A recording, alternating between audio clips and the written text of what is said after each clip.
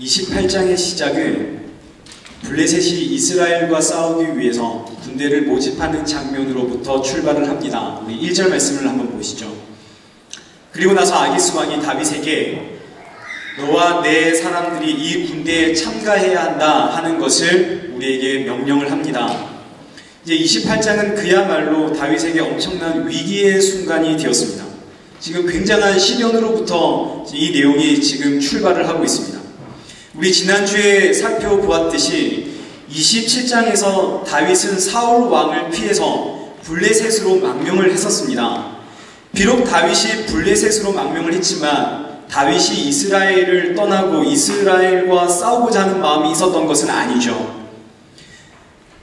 블레셋 사람들에게 신뢰를 주어야 했기 때문에 다윗은 주기적으로 아말렉 족속들을 공격을 했습니다. 그리고 그 전리품들을 챙겨서 왕에게 가져다 주었죠. 그리고 나서는 이거 이스라엘 백성들을 치고 빼앗은 겁니다 라고 왕에게 속였습니다. 그런데 이 행위들로 말미암아 다윗을 이 아기스 왕이 완전히 신뢰해버리게 되었습니다. 그래서 지금 이스라엘 백성과의 전쟁을 준비하면서 다윗에게 너도 이 전쟁에 참여해야 된다 라고 명령을 하게 된 거죠. 지금 다윗은 그야말로 엄청난 위기입니다. 이 전쟁에 참여해서 다윗이 이스라엘 백성들과 싸우게 되고 이스라엘 백성들을 죽이게 되면 나중에 다윗이 어떻게 이스라엘로 돌아갈 수 있을까요? 이 전쟁에 참여하게 되면 다윗은 그야말로 이스라엘의 원수가 되어버리겠죠. 누가 다윗을 이스라엘의 왕으로 인정하겠습니까? 그런데 2절 보시면 다윗이 이 아기스 왕의 명령에 거절을 하지를 못합니다. 그 명령에 지금 따르고 있는 모습이 등장하고 있죠. 다윗의 심정이 이해를 할 수 있습니다. 지금 다윗에게는 선택의 여지가 없는 거죠. 왕의 명령을 거절하면 왕의 분노를 사야 됩니다. 그렇다고 이스라엘로 돌아가자니 이스라엘에는 사울 왕이 기다리고 있습니다. 그리고 또 블레셋에서 이스라엘까지 가기까지 그 여정도 이제 만만치가 않겠죠. 다윗에게는 본인 스스로 뭔가 선택할 수 있는 힘이 없습니다. 이 위기를 벗어나고 탈출할 수 있을 만한 능력이 다윗에게 지금 없죠. 그런데 이 아기스 왕이 다윗에게 아주 달콤한 제안을 하게 됩니다. 너가 나의 명령을 따르면 너는 영원히 내 머리를 지키는 자가 될 것이다. 이제 이스라엘의 왕이 되어야 할 다윗이 이제 블레셋을 지키는 사람이 되고 마는 지금 엄청난 위기 가운데 있습니다. 다윗을 왕으로 세우려고 하는 하나님의 이 계획이 지금 완전히 무너지게 되었죠. 그런데 지금 이 사건을 우리가 유심히 보시면 이 사건에 일어나고 있는 패턴이 굉장히 낯익습니다. 어디서 이런 사건 본 것 같지 않으세요? 제가 이 다윗의 사건을 한번 정리해보죠. 하나님이 다윗에게 이스라엘의 왕이라고 하는 직분을 주셨습니다. 이거 약속하셨습니다. 그리고 떠나지 마라. 그런데 사울 왕으로 인해서 생명의 위기를 느낀 다윗이 유다 땅을 떠나서 블레셋으로 가게 됩니다. 그리고 블레셋 땅에서 살아남기 위해서 거짓말을 하게 되죠. 그리고 돌이킬 수 없는 위기에 빠지게 되었습니다. 하나님의 계획이 완전히 무너지게 되었죠. 여러분, 이와 비슷한 패턴의 사건 하나 생각나는 것 있지 않으십니까? 창세기 12장 1절과 2절 말씀을 보시면 하나님께서 아브라함 부르시죠. 아브라함에게 땅과 아들을 주겠다 하셨습니다.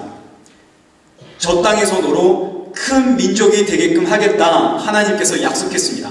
그래서 아브라함이 가나안 땅으로 떠났습니다. 그런데 그 땅에 기근이 있죠. 그래서 아브라함이 생명의 위기를 느끼고 가나안 땅에 버티질 못하고 애굽으로 떠납니다.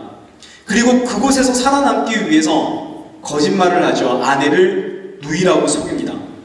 그리고 나서 돌이킬 수 없는 위기에 빠지게 됩니다. 애굽의 왕이 아브라함의 아내를 데리고 가죠. 이제 하나님의 계획이 완전히 무너지게 생겼습니다. 하나님께서 이 사라를 통해서 큰 민족을 이루겠다 하셨는데 이 계획이 무너지게 되었죠. 완전히 똑같은 패턴입니다. 이 패턴에는 아주 중요한 두 가지의 메시지가 담겨 있습니다. 첫 번째 메시지는 하나님을 떠나선 사람은 정직해질 수 없다는 메시지입니다. 하나님은 거짓이 없으시죠. 하나님은 정직하고 순결한 영이십니다. 반대로 우리 사람은 그 본성이 죄로 오염되어 있습니다. 하나님께서 끊임없이 부어주시는 정직한 영을 공급받지 못하면 사람은 정직해질 수가 없는 거죠. 속이는 자가 될 뿐입니다. 두 번째 메시지는 기도해야 한다는 메시지입니다. 사람은 이 세상 어디에서 살든 대가를 지불해야 됩니다. 다윗이 블레셋에 살면서 왜 다른 민족을 계속 침략하고 아기스 왕에게 빼앗은 전리품을 바칠까요? 블레셋 땅에서 살기 위한 대가를 지불해야 하기 때문이죠. 마찬가지입니다. 하나님 나라에서 살기 위해서도 대가를 지불해야 됩니다. 하나님 나라에서 살기 위한 대가 지불. 여러분, 오늘 우리는 어떤 대가를 하나님께 지불하셨습니까? 오늘 우리가 하나님의 나라에서 살기 위해 우리는 어떤 대가를 지불했나요? 11조, 헌금, 섬김, 희생, 사랑, 용서, 이런 걸까요? 아닙니다. 이런 게 아니죠. 우리 하나님 나라에서 살기 위해선 여러분, 이런 찬양이 있죠. 어린이 찬양입니다. 돈으로도 못 가요. 하나님 나라. 힘으로도 못 가요. 하나님 나라. 어여뻐도 못 가요. 하나님 나라. 맘착해도 못 가요. 하나님 나라. 벼슬로도 못 가요. 하나님 나라. 지식으로도 못 가요. 하나님 나라. 대체 어떻게 갈 수 있나요? 믿음으로 가는 나라죠. 믿음으로 가는 나라입니다. 하나님 나라에서 살기 위해선 우리가 대가를 지불해야 됩니다. 그런데 이 대가는 우리가 지불할 것이 아니라 이미 하나님께서 다 지불하셨습니다. 십자가에서 죽음으로요. 그래서 이 나라는 내 죄를 대신해서 십자가에 달려 죽으시고 부활하신 이 하나님을 믿음으로 가는 나라고 믿음으로 사는 나라입니다. 세상의 나라는 대가를 받고 보호해주죠. 다윗이 받은 보호를 한번 보시죠. 그리고 아브라함이 받은 보호를 한번 생각해 보십시오. 다윗이 뭔가 보호를 받는 것 같지만 사실상 다윗은 이용당하고 있습니다. 아브라함이 보호받는 것처럼 보이지만 실상 아브라함은 자신에게 가장 소중한 것 빼앗겼습니다. 이 보호에는 기쁨도 감사도 즐거움도 행복도 없죠. 그리고 무엇보다 세상이 주는 보호, 그 끝에는 사망이 있을 뿐입니다. 그러나 하나님의 나라는 완전히 다르죠. 대가를 받는 것이 아니라 하나님께서 대가를 지불하셨습니다. 그리고 우리를 초청하셨죠. 그리고 보호하십니다. 하나님의 이 보호하심 속에는 평강의 왕이 주시는 완전한 평화, 기쁨, 감사, 행복이 있습니다. 그럼 여러분, 오늘 우리 어떤 나라에서 살아야 할까요? 이건 누가 봐도 우리는 하나님 나라에서 살아야 됩니다. 당연한 거죠. 우리 하나님의 나라에서 살아야 됩니다. 이 세상에서 믿음으로 사는 것이 하나님 나라에서 사는 것입니다.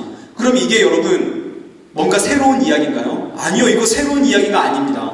이거 우리가 너무나 잘 알고 있는 이야기입니다. 이 세상에서 믿음으로 사는 것, 하나님의 나라에서 사는 방법입니다. 새롭나요? 아니죠.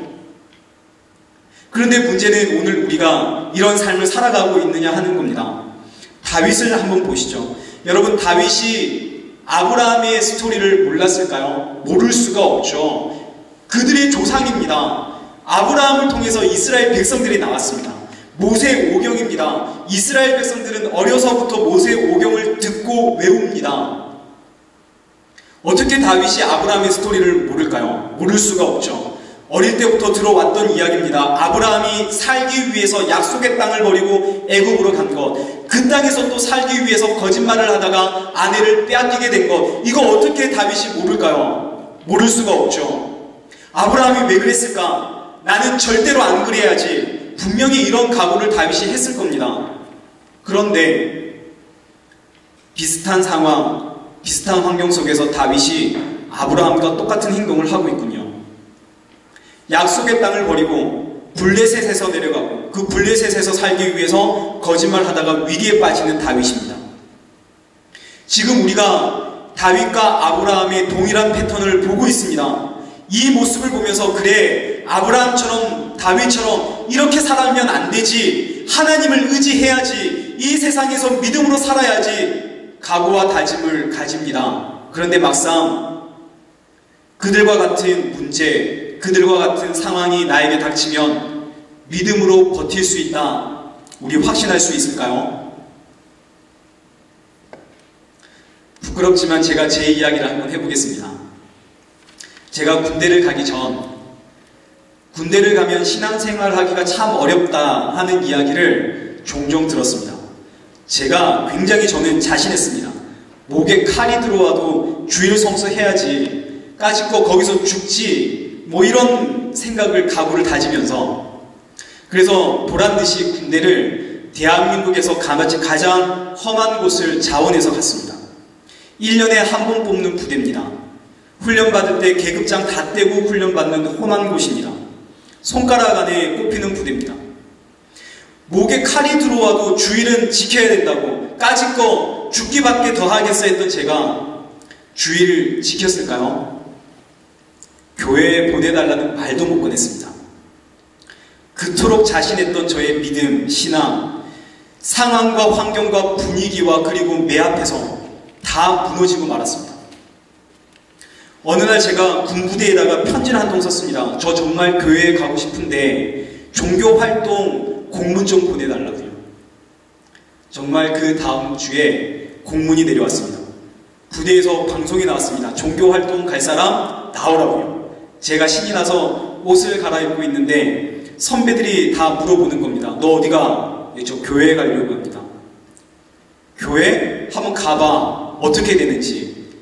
그 말에 제가 입고 있던 옷을 고이 벗어서 체스트 안에 다시 넣었습니다. 너무 무서워서요. 물론 그 이후로 자연스럽게 주의를 지키게 되었습니다만 군대에서 저는 저의 교만을 보았습니다. 영적인 교만이죠. 나 스스로에 대한 자신감.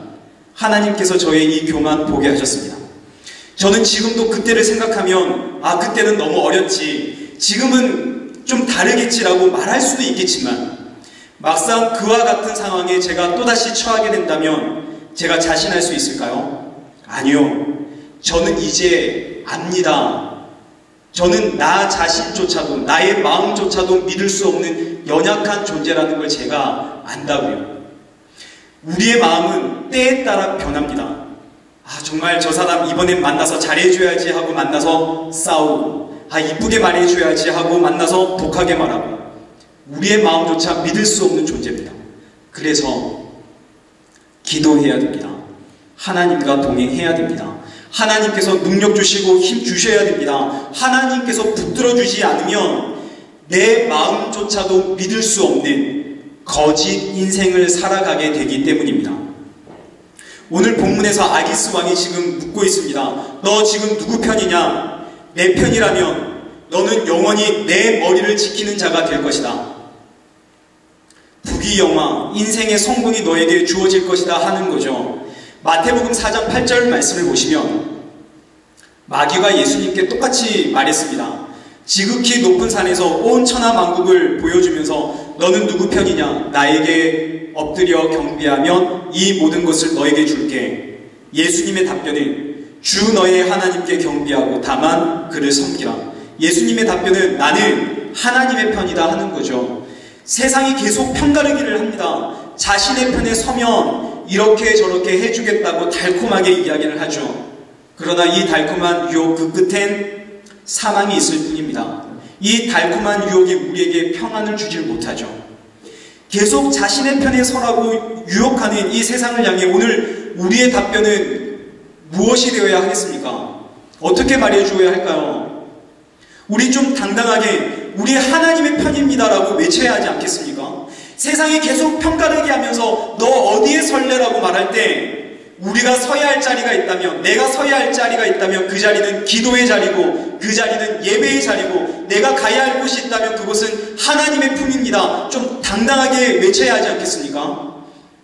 세상 사람들의 눈엔 성공이 없고 정말 메마른 광야처럼 보이고 우리의 선택이 너무 어리석어 보여도 여러분 우리는 알잖아요. 이 세상 하나님의 것입니다. 이 세상 하나님이 다 만드셨습니다. 그 하나님이 나를 위해 십자가에 달려 죽으셨습니다. 그래서 우리 누가 뭐라 하든 삼위일체 하나님이신 성부, 성자, 성령 하나님의 편입니다. 세상이 계속 우리에게 너 누구 편이야? 나의 편이 돼. 그러면 내가 이렇게 해줄게. 달콤한 유혹들. 여러분 그 앞에서 우리 좀 웃어줘야 하지 않겠습니까? 뭔 소리 하냐고. 이게 다 하나님의 건데. 근데 이렇게 큰 소리 치면 좀 살아가고 싶은데 여러분 자신 있으신가요? 다윗이 이렇게 큰 소리 치며 당당하게 사는 삶 몰라서 못 살았을까요? 다윗의 시편을 한번 보시죠. 시편에 기록되어 있는 수십 편의 다윗의 시를 보시면 다윗이 이 세상을 향해 얼마나 그 신앙을 담대하게 선포했는지 쉽게 찾아볼 수 있습니다. 다윗이 또 얼마나 장엄하게 하나님을 찬양하고 있는지 우리 쉽게 찾아볼 수 있습니다. 그랬던 다윗이 지금 이 상황에서, 이 환경에서 당당하게 그 신앙을 선포하고 있습니까? 하나님 찬양하고 있나요? 아니요, 그러질 않습니다. 우리는 아무것도 자신할 수 있는 것이 없습니다. 어제 뜨거웠던 신앙이 오늘 뜨거워라는 법이 없죠. 지금 뜨거운 내 신앙이 내일 뜨겁다 믿을 수 없습니다. 수련회를 가면 청소년 학생들 3박 4일 기간 내내 뜨거워집니다. 그리고 집에 가면 다음날 다시 전쟁터가 되죠. 제처가 제 설교를 되게 좋아합니다. 정말 엄청 좋아합니다. 주일 예배가 끝나고 집에 가면 그렇게 저에게 잘해줍니다. 다음날도 잘해줄까요? 그랬으면 좋겠습니다. 기도해야죠. 큰 소리치며 당당하게 살고 싶은데 그럴 실력이 없음을 알기 때문에 우리 기도해야 되는 겁니다. 하나님, 이 세상을 당당하게 살아갈 수 있는 실력, 능력 부어주십시오. 그래서 성경은 기도하지 않는 것은 죄다라고 말씀합니다. 사무엘상 12장 23절 말씀, 기도하기를 쉬는 죄를 여호와 앞에서 결단코 범하지 않겠다. 기도하기를 쉬는 것은 죄라고요. 기도를 멈추는 것은 나에게 너무 자신만만한 교만입니다. 우리 이레교회는 기도하는 교회, 기도로 세상을 향해 당당하게 그 신앙을 선포하는 교회가 되기를 축원합니다. 이제 다시 본문으로 돌아가겠습니다. 28장 1절과 2절 말씀을 보면 지금 이스라엘과 싸워야 하는 다윗의 위기가 기록되어 있습니다. 그런데 지금 이어지고 있는 말씀은 갑자기 느닷없이 사울 왕의 이야기가 등장을 하는 거죠. 다윗이 지금 이스라엘과 싸우냐 마느냐, 지금 이 중요한 순간에 성경은 다윗의 이야기를 잠시 멈추고 사울 왕의 이야기를 시작을 합니다.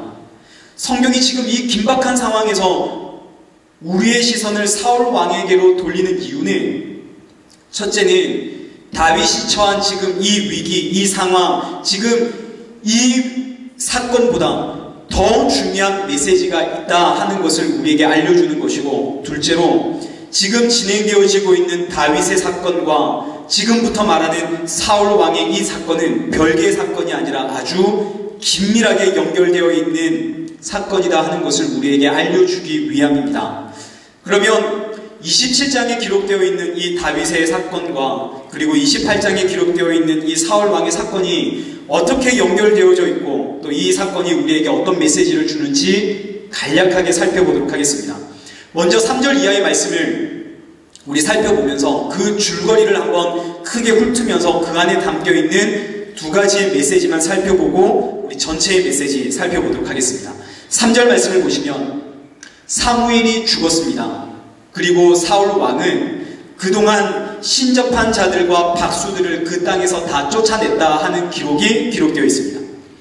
사울 왕이 그동안 신접한 자와 박수는 무당을 뜻합니다.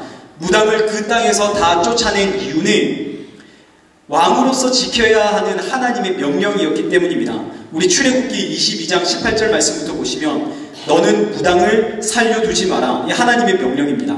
레위기 19장 31절 너희는 신접한 자와 박수를 믿지 말고 그들을 추종하여 스스로 더럽히지 말라. 레위기 20장 6절 접신한 자와 박수 무당을 따르는 자에게는 내가 진노하여 그를 그의 백성 중에 끊으리라. 27절 남자나 여자가 접신하거나 박수 무당이 되거든 반드시 죽일지니 곧 돌로 그를 치라. 그들의 피가 자기들에게로 돌아가리라. 그래서 사울 왕이 그 땅에 있던 모든 신접한 자와 박수 무당을 다 쫓아냈습니다. 이제 4절 말씀 보시죠. 블레셋 사람들이 수넴의 진을 쳤고 사울은 온 이스라엘을 불러 모아서 길보아의 진을 쳤습니다. 5절에 블레셋의 군대를 보니 사울 왕의 마음이 크게 떨렸습니다. 너무 두려웠습니다. 그래서 6절 사울이 여호와께 묻습니다. 기도했다는 뜻이죠. 여호와께 기도했습니다. 다양한 방법으로 기도를 했던 것 같습니다. 그런데 하나님은 모든 방법으로 다 침묵하셨습니다. 그러자 7절 사울 왕이 신하들에게 신접한 여인을 찾아라고 부릅니다. 명령을 내리죠. 그리고 신하들이 신접한 여인을 찾아냅니다. 8절 사울 왕이 밤에 이 여인 찾아갑니다. 9절 그리고 한 사람을 불러달라고 그러죠. 그리고 나서 9절 이 여인이 내가 그런 일을 했다가는 사울 왕에게 죽을 겁니다 라고 말하자 10절에 사울 왕이 지금 변장하고 있죠. 이 여인은 사울 왕의 정체를 모릅니다. 그러자 이 사울 왕이 여호와의 이름으로 맹세하면서 내가 너를 지켜주겠다 약속을 합니다. 그러자 이 여인이 11절에서 누구를 불러야 합니까? 사울 왕이 사무엘을 불러달라 이야기를 합니다. 이제 여기까지만 살펴봐도 지금 사울 왕이 정상이 아니라는 것을 우리가 쉽게 발견할 수 있습니다. 블레셋 군대를 보고 너무 두려웠던 사울 왕이 하나님께 묻습니다. 기도합니다. 여기까지는 사울 왕이 하나님을 찾는 신앙인의 모습처럼 보이죠. 그런데 하나님이 침묵하자 사울 왕이 이번에 곧장 신접한 여인을 찾습니다. 하나님께서는 분명 신접한 사람을 따르는 자에게 진노하고 그 사람은 백성 중에서 끊어버리겠다 말씀하셨음에도 불구하고 사울 왕이 신접한 여인을 찾습니다. 하나님의 명령을 무시하고 있죠. 이제 뭔가 굉장히 이상합니다. 분명 사울 왕은 하나님의 명에 따라서 신접한 여인 박수 무당을 다 쫓아내고 죽였다고요. 그런데 이제는 사울 왕이 신접한 여인을 찾아다닙니다. 정리하면 사울 왕이 하나님께 기도했는데 하나님이 침묵하자 사울 왕은 곧바로 신접한 여인을 찾아갑니다. 자, 그럼 사울 왕은 왜 이 신접한 여인을 찾아갔을까요? 사울 왕이 신접한 여인을 찾아간 이유는 죽은 사무엘을 만나기 위해서입니다. 왜 사울 왕은 죽은 사무엘을 만나려고 했을까요? 15절 내가 행할 일을 알아보려고 당신을 불러 올렸나이다. 내가 해야 할 일을 알기 위해서 당신을 불렀습니다. 사울 왕이 사무엘을 부른 이유는 내가 행해야 할 일이 무엇인지를 알기 위해서, 이제 우리가 좀 쉽게 이야기하면 점치기 위해서 부른 거죠. 그럼 이걸 우리가 처음으로 돌아가서 사울 왕이 하나님께 물어보았답니다. 사울 왕이 하나님께 기도했죠. 뭘 물어보았을까요? 내가 행해야 할 일이 무엇입니까? 라고 하나님께 물어보았겠죠. 미래의 일을 점치기 위해서 하나님께 지금 물어보고 있는 겁니다. 그런데 하나님께서 침묵했습니다. 그러자 사울 왕은 즉시로 신접한 여인을 찾습니다. 그리고 신접한 여인에게 묻는 거죠. 내가 해야 할 일이 뭡니까? 미래를 향한 점을 치고 있습니다. 그럼 이제 사울 왕이 하나님의 명에 따라 신접한 사람과 무당을 쫓아냈다가 이제 신접한 여인을 찾아가는 그 이유를 우리가 알 수 있겠군요. 사울이 하나님의 명에 따라서 신접한 사람과 무당을 쫓아낸 이유는 점을 봐줄 하나님이 계시니까요. 그런데 이 하나님이 침묵하니까 사울 왕은 즉시로 신접한 여인을 찾아가는 겁니다. 왜요? 점쳐야 되거든요. 사울 왕이 하나님께 물어본 것은, 기도한 것은 신앙의 행위, 기도의 행위가 아니라 단순히 점을 치는 것에 불과했더라 하는 겁니다. 그래서 성경은 사울 왕에 대해서 이렇게 평가합니다. 역대상 10장 13절 말씀을 한번 보시죠. 사울이 죽은 것은 여호와께 범죄하였기 때문이라. 이제 그러고 나서 그의 범죄가 세 가지로 나옵니다. 그의 범죄는 첫째, 여호와의 말씀을 지키지 않은 것. 둘째, 신접한 자에게 가르침을 청한 것, 점을 쳤다는 뜻입니다.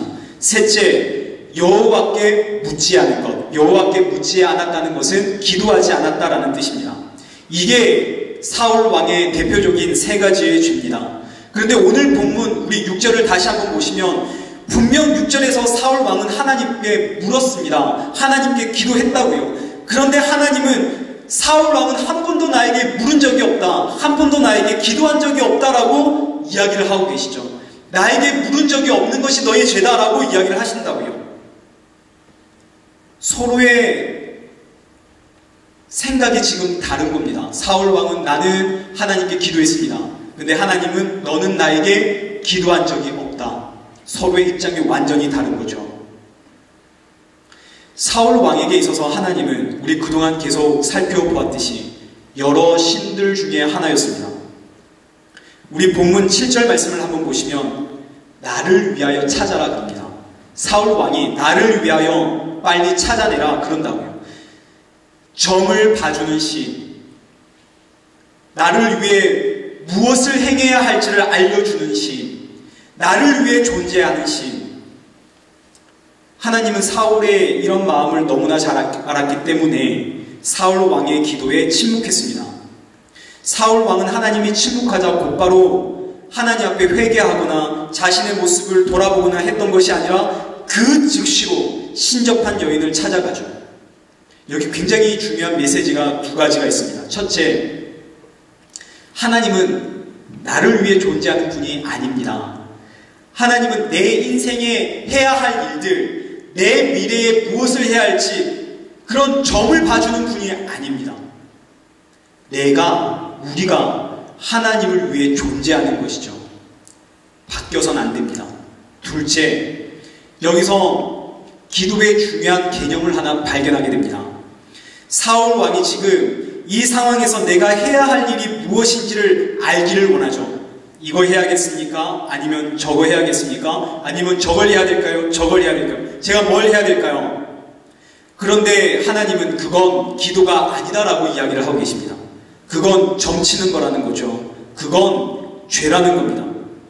옛날에 제가 부채도사라는 개그 프로그램을 아주 재밌게 봤습니다. 이사를 갈까요 말까요? 부채가 넘어가는 방향에 따라서 삶의 문제를 결정하는 그런 개그 프로그램입니다.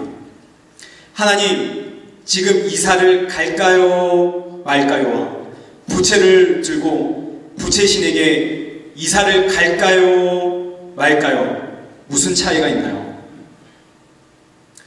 유학을 갈까요 말까요? 점치는 기도, 이건 우상숭배의 기도고 이건 하나님이 원하시는 기도가 아니라는 거죠. 이 기도는 첫날 만날 해도 하나님께서 기도로 셈하지 않으신다고요. 이 기도는 죄라고요. 지난주에 우리 기도에 대해서 잠시 살펴보았습니다. 예수님께서 가르쳐주신 기도, 주기도문의 핵심은 하나님의 뜻이 이 땅에 이루어지고 그 뜻에 순종하는 것을 구하는 기도입니다. 그리고 나에게 죄 지은 자를 용서하는 기도고 그들을 사랑하는 기도고 그리고 오늘 나에게 필요한 일용할 양식을 하나님께 구하는 것, 이것이 예수님께서 우리에게 가르쳐 주신 기도입니다. 우리 계속해서 이제 13절 말씀을 보도록 하겠습니다. 이제 13절 말씀을 보시면 사울 왕이 신접한 여인에게 묻습니다. 무엇이 보이냐? 그랬더니 이 여인이 한 영이 땅에서 올라오는 것을 보았습니다 라고 이야기를 합니다. 14절에서 사울 왕이 묻습니다. 그 사람의 모습이 어떠하냐? 그러자 이 여인이 한 노인이 나왔는데 이런저런 옷을 입고 있습니다. 그러자 사울이 사무엘이 왔구나. 그리고 땅에 엎드려서 절합니다. 그리고 15절부터 사무엘이 사울 왕을 질책하는 장면이 이제 등장을 하죠. 사무엘이 나오자마자 사울 왕을 향해서 질책을 합니다. 너 왜 나를 이렇게 성가시게 하느냐? 너는 하나님의 대적이 되었다. 하나님이 너를 떠나지 않느냐? 너는 내일 너와 내 아들과 함께 죽을 것이다. 이런 저주의 말을 하게 됩니다. 그러자 20절에서 사울 왕이 쓰러집니다. 그 쓰러진 이유는 사무엘의 이야기를 들었을 때 극도의 두려움이 찾아왔고 또 그가 하루 종일 음식을 먹지 못했기 때문에 기력이 다해서 쓰러졌습니다. 그리고 이어지는 21절과 25절의 그 장면은 사울 왕에게 음식을 먹이고 그리고 사울 왕이 기력을 되찾아서 이 신접한 여인의 집에서 떠났다 하는 것이 마지막 28장의 내용입니다. 이제 먼저 여기서 우리 큰 메시지, 하고자 하시는 메시지를 찾기 전에 우리 궁금한 것부터 하나 살펴보고 넘어가겠습니다. 신접한 여인이 불러낸 이 영이 과연 사무엘이냐 아니냐 하는 게 이게 궁금한 거죠. 근데 우리가 알듯이 사무엘일 수가 없는 겁니다. 이 영이 사무엘일 수가 없는 이유 여러 가지가 있는데 제가 가장 큰 것 첫째와 둘째만 말씀드릴게요. 가장 큰 이유는 레위기 19장 31절의 말씀 때문입니다. 레위기 19장 31절 말씀 한번 보시죠. 너희는 신접한 자와 박수를 믿지 마라. 하나님의 말씀 때문입니다. 하나님께서 아주 분명하게 말씀하셨습니다. 신접한 자와 박수의 말을 믿지 마라. 하나님께서 믿지 말라고 했는데 우리가 왜 믿어야 할까요? 사울 왕이 직접 두 눈으로 본 것이 아니라 지금 신접한 여인의 눈에만 보이는 영입니다. 사울 왕이 직접 들은 소리가 아니라 신접한 여인의 귀에만 들리는 소리죠. 듣고 그 여인이 말하는 겁니다. 하나님이 분명 신접한 자와 박수를 믿지 말라고 하셨는데 우리가 왜 이 신접한 여인이 본 영을 사무엘이라고 믿어야 하고 이 영의 입에서 나오는 음성을 사무엘의 음성이라고 우리가 믿어야 할까요? 그럴 이유가 조금도 없는 거죠. 사울 왕은 믿었습니다. 왜냐하면 그는 정치로 왔으니까요. 그러나 오늘 우리가 이 영이 사무엘이라고 믿어야 할 이유가 조금도 없는 거죠. 믿으면 안 되는 겁니다. 하나님께서 믿지 말라고 그랬는데 우리가 믿으면 안 되는 거죠. 그럼 웃기는 일이 됩니다. 둘째로, 성경은 사람이 죽으면 천국과 지옥에서 하나님의 심판을 기다리게 된다라는 것을 말하고 계십니다. 죽은 영은 이 땅에서 활동하지 못합니다. 성경에 등장하고 있는 모든 귀신, 마귀, 사탄은 타락한 천사일 뿐이지 귀신이 죽은 자의 영이 아닙니다. 타락한 천사입니다. 그럼 이제 우리 이 사울 왕의 사건, 이 사건이 왜 지금 여기에 있는지, 무슨 다윗과 어떤 관계가 있는지 이제 이 사건을 요약 정리하고 말씀을 맺도록 하겠습니다. 이제 먼저 사울 왕의 사건부터 정리를 해보겠습니다. 전쟁이 일어났습니다. 사울 왕이 생명의 위기를 느꼈습니다.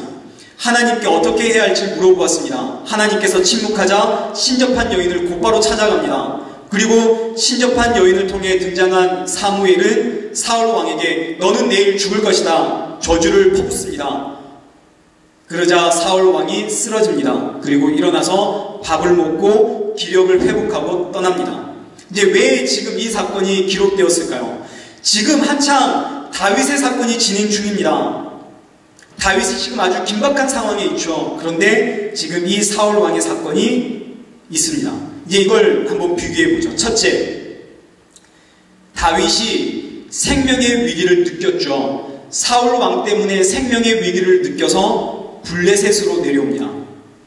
사울 왕이 블레셋으로 인해서 생명의 위기를 느꼈죠. 그래서 사울 왕은 신접한 여인을 찾아갑니다. 똑같죠. 둘째, 다윗이 블레셋에서 거짓말을 합니다. 사울 왕이 신접한 여인에게 거짓말을 하죠. 자신을 속입니다. 지금 패턴이 계속 똑같습니다. 하나님께서 하고자 하는 메시지가 지금 여기 있는 거죠. 다윗도 사울 왕도 너희는 똑같다라는 걸 이야기하시는 겁니다. 다윗도 사울 왕도 누가 더 낫고 덜 나쁘고 그런 게 아니라 너희 둘은 똑같이 죄인이다 하는 것을 우리에게 알려주고 있는 말씀입니다. 우리 계속해서 살펴보죠. 사무엘상 30장 1절과 6절 말씀을 보시면 다윗이 이스라엘과 싸워야 하는 그 위기에 하나님의 놀라운 섭리로 그 전쟁에서 빠지게 됩니다. 전쟁에서 빠져서 전쟁터에서 다시 자신이 머물고 있는 시글락을 향해 출발을 해서 도착을 했는데 그때 아말렉 족속이 와서 다윗이 없는 사이에 시글락에 있던 모든 이들, 가족들을 다 사로잡아 갔습니다. 전쟁터에서 돌아온 이들이 가족들이 다 사라진 걸 보고 울 기력이 없을 만큼 울다가 손에 돌을 들고 다윗을 쳐 죽이려고 하는 장면이 등장합니다. 이제 셋째, 다윗이 지금 죽음의 위기에 처했죠. 사람들이 돌을 들고 다윗을 죽이려고 합니다. 사울 왕이 사무엘을 만났습니다. 사무엘이 사울 왕에게 너는 내일 죽을 것이다 라고 저주를 하죠. 사울 왕 역시 죽음의 위기에 처했습니다. 그런데 넷째, 이 죽음의 위기에서 돌에 맞아 죽을 위기에 닥친 이 다윗은 하나님께 바짝 엎드립니다. 하나님을 찾습니다.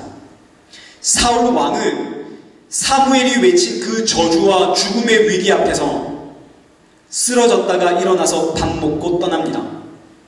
그 결과 다윗은 구원을 받고 사울 왕은 이 전투에서 생명을 잃죠. 지금 이것이 28장에 갑자기 사울 왕의 이야기가 등장하고 있는 이유입니다. 하나님께서 지금 다윗과 사울 왕을 비교하면서 우리에게 메시지를 전달하는 거죠. 다윗과 사울 왕을 비교한 결과 봐라, 다윗도 죄인이고 사울 왕도 죄인이고 둘 다 똑같다는 겁니다. 그런데 그 끝이 완전히 다르죠. 왜 다른가요? 지금 이것이 계속 반복되어지고 있는 사무엘상의 주제입니다. 메시지죠. 너희는 모두 불량자인데, 너희는 모두 죄인인데 나의 품에 피하면 구원을 받는다 하는 것이 지금 메시지입니다. 인생의 위기 앞에 어디로 피해야 할지, 누구 편에 서야 할지 고민하지 말고 하나님의 품으로 나오라는 거죠. 나의 품에 피하면, 나의 품으로 들어오면 구원을 받는다는 겁니다. 복음입니다. 복음을 말씀하고 있는 겁니다. 우리는 모두 죄인입니다. 예수님의 십자가로 피하면 그러나 구원을 받습니다. 요한 1서 우리 7절 말씀 한번 보시죠. 요한 1서 1장 7절 말씀을 보시면 그 아들 예수의 피가 우리를 모든 죄에서 깨끗하게 하십니다. 에베소서 1장 7절 우리는 그리스도 안에서 그의 은혜의 풍성함을 따라 그의 피로 말미암아 속량 곧 죄사함을 받습니다. 이사야서 1장 8절 보라 너희의 죄가 주홍 같을지라도 눈과 같이 휘어질 것이요 진홍같이 붉을지라도 양털같이 휘게 되리라. 우리는 불량자입니다. 그런데 하나님께로 피하면 예수님의 십자가의 피로 죄사함을 받습니다. 구원을 받고 영생을 받습니다. 하나님께서 이전의 삶은 기억하지 않겠다 말씀하십니다. 이제 새 사람이 되었다 말씀하십니다. 성경은 이미 구약에서부터 성도를 향해 복음으로 초청하고 있습니다. 사랑하는 성도 여러분, 이 한 주 예수님의 십자가로 피하는 은혜의 한 주가 되시길 축복합니다. 예수님으로 피하면 나머지는 하나님이 하십니다. 이것이 우리의 신앙이고 우리의 간증입니다. 찬송가 288장은 앞을 보지 못하는 한 여인이 쓴 찬양입니다. 시입니다. 태어나면서부터 앞을 보지 못하는 이 여인이 나 왜 태어났을까? 앞을 볼 수 없으니 늘 누군가의 도움을 받아야 되죠. 나 왜 이렇게 다른 사람들에게 피해를 주면서 이렇게 살아야 하는가? 그랬다가 이 여인이 예수님을 만났습니다. 예수님을 만나자 이 여인이 시를 쓴 겁니다. 한번 들어보시죠. 예수를 나의 구주로 삼고 성령과 피로 거듭났습니다. 이제 온전히 주께 내 영을 맡깁니다. 그랬더니 비록 지금 내 눈은 보이지 않지만 이 세상에서 내 영혼은 하늘의 영광을 누리게 되었고 사랑의 음성을 듣게 되었고 하나님의 영광을 보게 되었고 내 마음의 풍랑이 잔잔해졌고 주 안에서 기쁨을 누리게 되었습니다 하는 거죠. 예수님의 품에 피했더니 나머지는 하나님이 하셨습니다의 신앙의 고백입니다. 그래서 이 시의 후렴구가 이렇게 됩니다. 이게 나의 간증이고 이게 나의 찬송입니다. 나는 내가 살아가는 동안 끊임없이 구주의 품으로 피하겠습니다. 앞을 보지 못하고 세상을 본 적이 없는 여인, 내가 왜 살아야 할까 끊임없이 스스로에게 물어보았던 여인, 어딜 가나 남에게 폐해준다 생각했던 이 여인이 예수님을 만났습니다. 그랬더니 예수님께 갔더니 나머지는 예수님이 하시더라는 거죠. 예수님께 피하자 끊임없이 내 마음속에 울리던 마음의 고민과 염려와 생각들이 잠잠해지고 하늘의 영광과 기쁨이 내 안을 가득 채우더랍니다. 그래서 이 시를 썼습니다. 널리 알리고 싶어서 썼습니다. 예수님께 갔더니 하나님이 하셨습니다. 이것이 저의 간증이고 저의 찬송입니다. 그래서 저는 제가 사는 날 동안 끊임없이 예수님께 피할 겁니다. 여러분도 예수님께 피하길 바랍니다.